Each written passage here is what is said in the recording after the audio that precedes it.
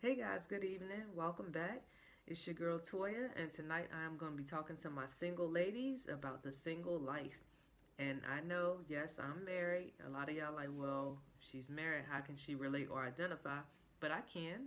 Obviously I was single before I got married, so I do have some experience in that arena. And it's similar to if you wanted to be a millionaire, are you going to talk to somebody that's in the same financial lane as you or somebody that's already there getting the type of money that you're trying to get? So it's the same thing. You're single. Is it more beneficial to talk to your single girlfriends having the same issues and struggles as you, or somebody who actually has had those same issues and struggle and now is happily married? So I think the latter. I hope you agree. But tonight I just wanted to share some helpful hints or tips rather that could possibly encourage you during this season. I think when we're single, a lot of times we look at it as a bad thing. We really shun that season of our lives, especially if you've been with someone for a while or if you've been single for a while. Either way, I feel like it's a season we really don't take a lot out of. It's a season of self discovery, of learning, so many positive things that can happen when you're single, and I believe that this video will help point some of those things out, some things that maybe you hadn't thought of. So tonight I want to go over 10 tips that I have. So you will see me looking away towards my notepad. But my first tip is going to be discover who you really are. And when I say that, I mean get to know you. A lot of times we lose ourselves in relationships and you forget about your own dreams, your own goals, your aspirations, your passions. This is a time to really get refocused and really get back to who are you? What is it that you want out of this life? This is a perfect time to do some introspection, write down some goals, some dreams. Just really get started on that path of who you want to be and what it is that you want to do, with your life. So instead of, just kind of using this time to reflect on the past, this is the time for you to embrace the future and really discover what it is that you want to do and who you are. So that's tip number one. Tip number two is you have to make sure that you actually heal from the hurts of your past. A lot of times we carry those hurts into our new relationships and it ends up damaging the relationships. So what you want to do is really go through a cleansing process, a healing process. Sometimes that may take counseling. Sometimes that may take you just, coming to yourself and just really releasing those things, whether it be talking to someone, whether it be praying, whatever it takes, but you really have to heal. A lot of times it's time that will heal those wounds, especially if you've been in a hurtful relationship, a relationship where someone may not have done you right or treated you well. So before you really can venture into the next relationship, you certainly have to heal from the hurts of the past one. And like I said, whatever it is that you feel you need to do that. Personally, I encourage counseling. I feel like it's a perfect time to talk to a non-biased third party that don't know you. They don't know your history, only what you disclose to them. And they can really help you facilitate that process of healing. And also, spiritual healing is a wonderful thing. If you are a spiritual person, just praying, maybe reading some books about some of the things that you've gone through, about overcoming hurts. All of those things would be very, very helpful in this process.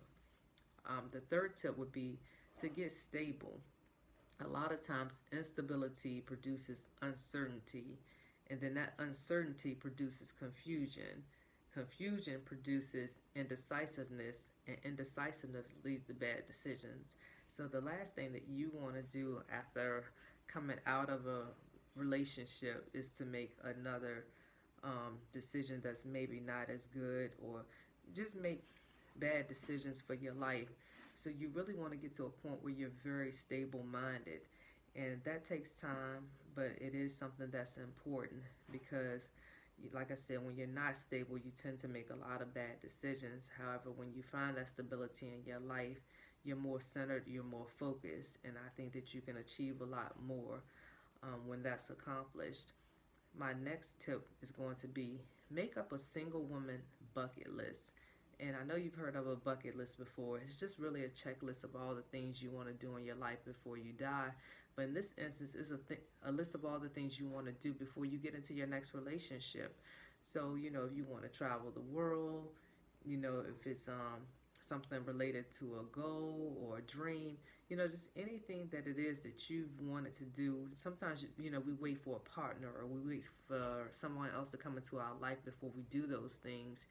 In this instance, you actually make a list of things that you just want to do for yourself. And you want to make sure you complete those things before you get into your next relationship. And use this as a fun time. Like, do some things that you've never done before, things that you may have been scared to do. I mean, like, for instance, if you always wanted to sing, go to an open mic, do a karaoke night. Just do something that you never really had the guts to do. This is a perfect time to do it. The next tip is going to be stay busy, stay involved. If you don't have a hobby already, pick up a new hobby. We have a lot of sites, different groups like meetups, different activities that you can get involved with.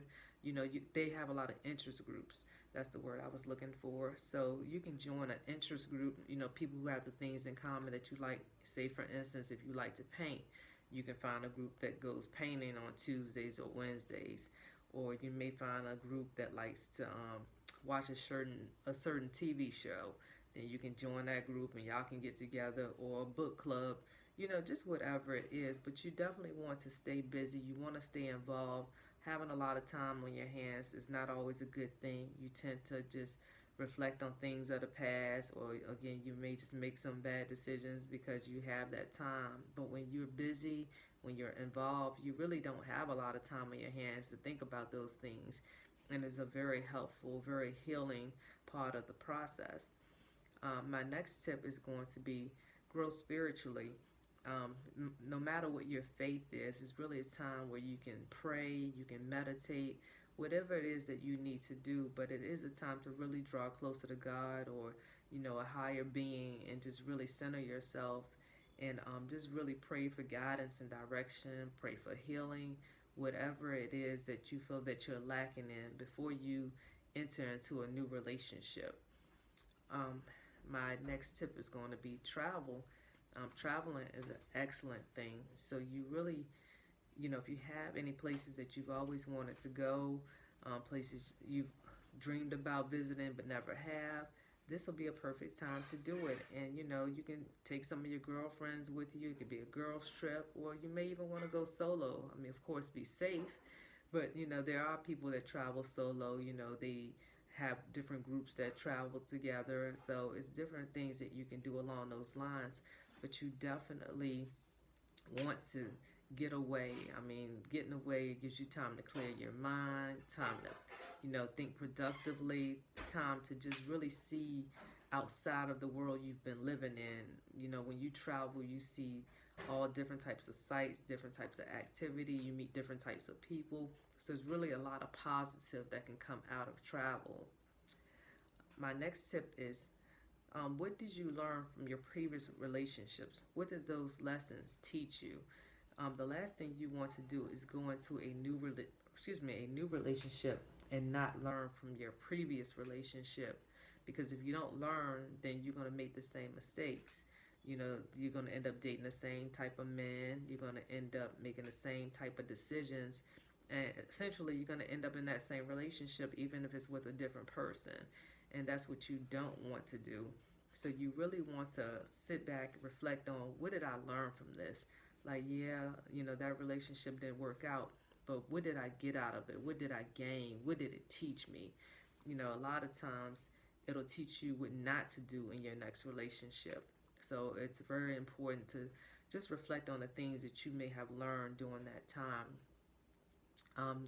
The next one is, when you do get back into dating, a lot of women do checklists. And I think checklists are not the most productive thing when you're trying to meet someone and when you're dating.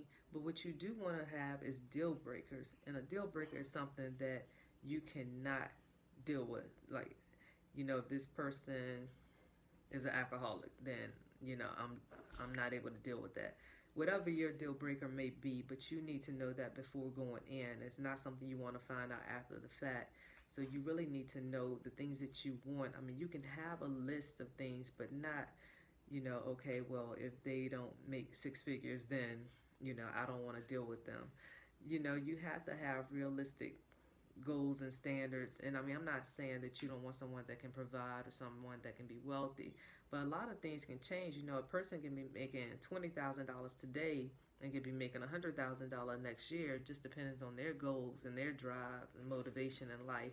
So those type of things can possibly change. But behavior issues, somebody that may have been locked up a lot of times, and I mean, no offense to anybody that has, but you're just looking for maybe repetitive behavior or something like that that is preventing you from wanting to go forward with that person. So a deal breaker is something that you absolutely do not want to deal with, no matter how good they look, no matter what type of car they drive. Like if they have this type of behavior, then I don't want to deal with that person.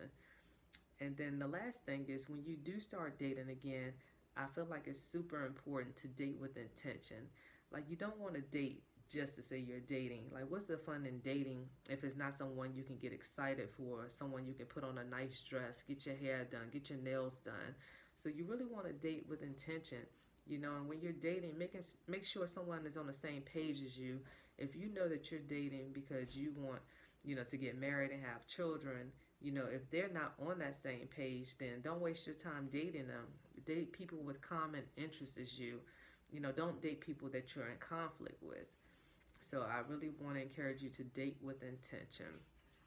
So those are my 10 tips. I hope they were helpful for you. They were certainly helpful for me during my time of transition, and during my time of being single.